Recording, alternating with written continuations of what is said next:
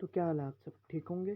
तो आप देख रहे हैं क्रिप्टोसॉरस यूट्यूब चैनल। तो आज एक और वीडियो लेके आए हैं हैमस्टर कमेंट की। तो आज जो है ना हमारा साइफर का जो कोड भी आ चुका है और बहुत सारी जो है हैमस्टर कमेंट की अपडेट्स हैं।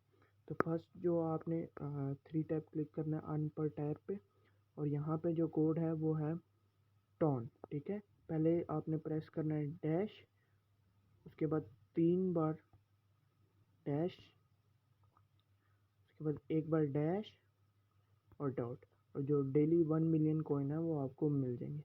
सेकेंड अपडेट ये है कि अभी हैमस्टर कॉमन ने अपना मर्चेंट लॉन्च किया। ठीक है, मर्चेंट लॉन्च किया है जिसमें आप इनका मर्च ख़रीद भी सकते हैं, और अब जब इनका मर्च आप देखेंगे तो 100 के कॉइन्स आपको फ्री में आपके वॉलेट में मिल जाएंगे। ठीक है, और सेकंड थिंग ये है कि जो हैमस्टर कॉमेट का है वो एयर ड्रॉप शुरू हो गया। ठीक है, इसमें इन्होंने 2 टास्क ऐड कर दिए हैं। एक इनका टेलीग्राम का चैनल आपने ज्वाइन करना है और टॉन वॉलेट कनेक्ट करना है।